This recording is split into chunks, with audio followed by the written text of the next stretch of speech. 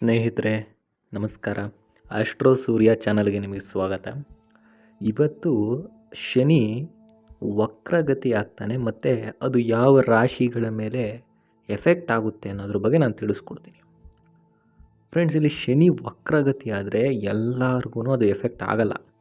ಅದು ಕೆಲವು ರಾಶಿಗಳಿಗೆ ಅವರವ್ರ ದೆಸೆ ಮೇಲೆ ಎಫೆಕ್ಟ್ ಆಗ್ತಾ ಹೋಗುತ್ತೆ. ಮುಖ್ಯವಾಗಿ ನಾನು ನಿಮಗೆ 3 ರಾಶಿ ಹೇಳ್ತೀನಿ. ಆ 3 ರಾಶಿಯವರು ತುಂಬ ಎಚ್ಚರಿಕೆಯಿಂದ ಇರಬೇಕು.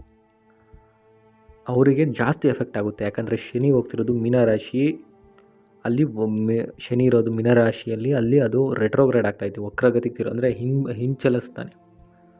ಶನಿ ಅವನು ಒಂದು ರಾಶಿಯಲ್ಲಿ 2 ವರ್ಷ ಇರ್ತಾನೆ. ಅದರಲ್ಲಿ ಈ ರೆಟ್ರೋಗ್ರೇಡ್ ಆಗೋದು ಬೇರೆ, ತುಂಬ ಕಷ್ಟ. ಅವನು ನಮ್ಮ ಕರ್ಮ ಏನು ಸ್ಟಾಕ್ ಇರುತ್ತೆ ಅದನ್ನು ತಿರ್ಗಿ ರಿವೈಂಡ್ ಮಾಡಿ ನಮಗೆ ಕೊಡ್ತಕ್ಕಂಥದ್ದು.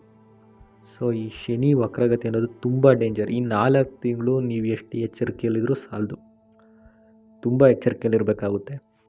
ಯಾಕಂದರೆ ಶನಿ ಬಂದುಬಿಟ್ಟು ಆರೋಗ್ಯನ ಡೆಸ್ಟ್ರಾಯ್ ಮಾಡಿಬಿಡ್ತಾನೆ. ಆರೋಗ್ಯವಂತೂ ಹೊರಟೋಗ್ಬಿಡುತ್ತೆ, ಇಲ್ಲ ದುಡ್ಡು ನಾಶ ಆಗಿಬಿಡುತ್ತೆ, ಕಳ್ಕೊಂಬಿಡ್ತೀರ.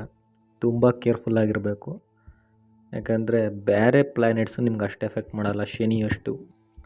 ಈಸ್ ಡೇರ್ ಆ್ಯಂಡ್ ಡೆವಿಲ್ ಅಂತ ಹೇಳ್ಬೋದು. ಯಾಕಂದರೆ ಶನಿ ದೃಷ್ಟಿ ಬಿದ್ದರೆ ಅದು ಎಂಥದೇ ಕಲ್ಲನ್ನು ಕರಗಿಸ್ಬಿಡುತ್ತೆ, ಅಷ್ಟು ಪವರ್ಫುಲ್ಲಾಗಿರುತ್ತೆ ಅದರ ಎಫೆಕ್ಟು.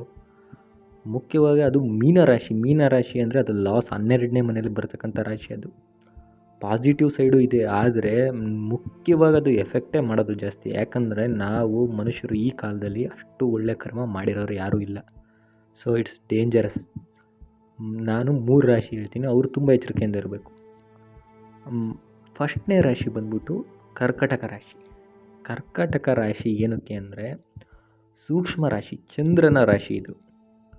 ಈ ಕರ್ಕಟಕ ರಾಶಿಯವರು ಜಾಸ್ತಿ ನೀವು ನೋಡ್ತಾ ಇರ್ತೀರ, ಇವರು ಕುಕ್ಕಿಂಗ್, ಅಡುಗೆ ಕೆಲಸ ಅಥವಾ ಮನೆ ನೋಡ್ಕೊಳ್ತಕ್ಕಂಥದ್ದು, ಮನೆಯಿಂದನೇ ಕೆಲಸ ಮಾಡ್ತಕ್ಕಂಥದ್ದು, ಈ ಥರ ಕೆಲಸಗಳನ್ನ ಇವ್ರು ಜಾಸ್ತಿ ಮಾಡ್ತಾರೆ.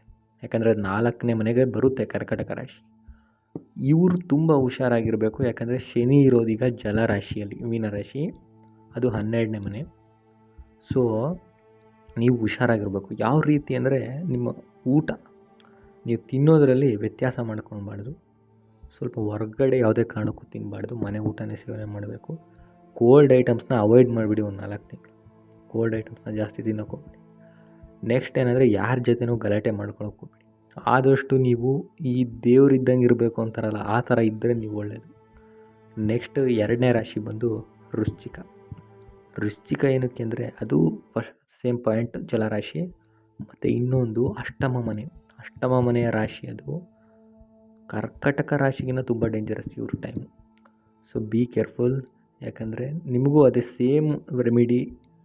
ನೀವು ಯಾವತ್ತು ರೆಮಿಡೀಸ್ನ ನೀವು ಪೂಜೆ ಮಾಡಿಸ್ತೀರಾ, ಇನ್ನೊಂದು ಮಾಡಿಸ್ತೀರಾ, ಅವೆಲ್ಲ ಸೆಕೆಂಡ್ರಿ. ಫಸ್ಟು ನಿಮ್ಮ ಕಂಟ್ರೋಲಲ್ಲಿ ನೀವಿರಬೇಕು, ಇಲ್ಲ ಅಂದರೆ ತುಂಬ ಕಷ್ಟ.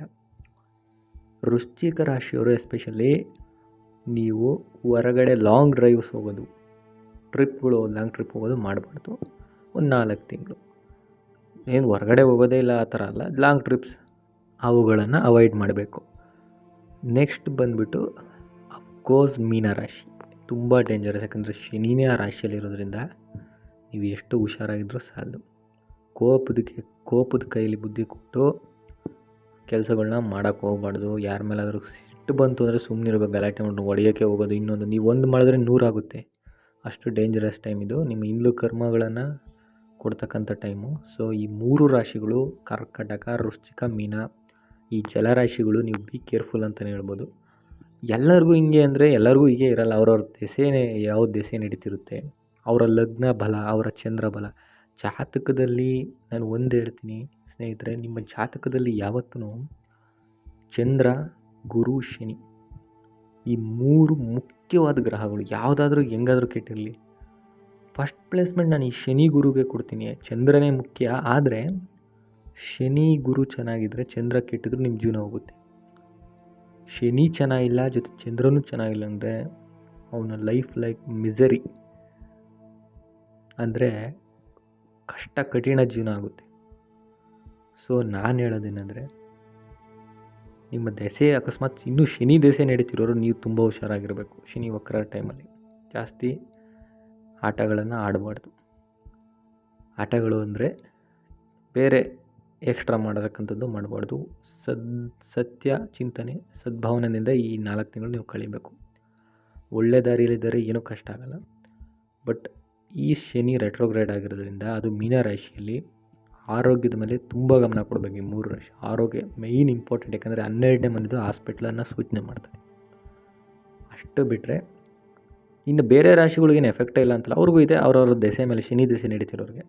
ಈ 3 ರಾಶಿಗಳು ಹೊರತುಪಡಿಸಿದ್ರೆ ಇನ್ನು ಭೂತತ್ವದ ರಾಶಿಗಳು ಕನ್ಯಾ ಈ ರಾಶಿಗಳು ಕನ್ಯಾ ರಾಶಿ ಇರ್ಬೋದು, ಮಕರ ರಾಶಿ, ಈ ರಾಶಿಗಳು ಸ್ವಲ್ಪ ಹುಷಾರಾಗಿರಬೇಕು. ಅಷ್ಟೇನೂ ಇಲ್ಲ ಇವ್ರಿಗೆ. ಆದರೆ ಅವ್ರ ಜಾತಕದಲ್ಲಿ ಶನಿ ದಶೆ ನಡೀತಾ ಇದ್ದರೆ ಅದನ್ನು ಸ್ವಲ್ಪ ನೋಡ್ಕೋಬೇಕಾಗುತ್ತೆ. ಇನ್ನು ಯಾವುದು ಗಾಳಿ ರಾಶಿಗಳು ಅಂದರೆ ಗಾಳಿ ತತ್ವದ ರಾಶಿಗಳು ಕುಂಭ, ತುಲಾ ರಾಶಿ, ಈ ರಾಶಿಗಳಿಗೆ ಅಷ್ಟೇನೂ ತೊಂದರೆ ಆಗೋಲ್ಲ. ಯಾಕಂದರೆ ಅವ್ರ ದೆಸೆಗಳು ನೋಡ್ಕೊಂಡು ಅವರು ಹುಷಾರಾಗಿದ್ದರೆ ಒಳ್ಳೆಯದು. ಬಟ್ ಮುಖ್ಯವಾಗಿ ಈ ಜಲರಾಶಿ 3 ರಾಶಿಯವರು ಹುಷಾರಾಗಿದ್ದರೆ ಒಳ್ಳೆಯದು. ಆದಷ್ಟು ಪರಿಹಾರ ಏನಂದರೆ ಶನಿ ದೇವರ ದೇವಸ್ಥಾನಕ್ಕೆ ಹೋಗಿ ಮತ್ತು ಅರ್ಚನ ಪೂಜೆಗಳನ್ನು ಮಾಡಿಸಿ. ಆದಷ್ಟು ತಂದೆ ತಾಯಿಗಳಿಗೆ ಗೌರವವನ್ನು ಕೊಡಿ. ಇಷ್ಟು ಪರಿಹಾರ ಹೇಳ್ಬೋದು ಅಷ್ಟೇ. ಧನ್ಯವಾದ.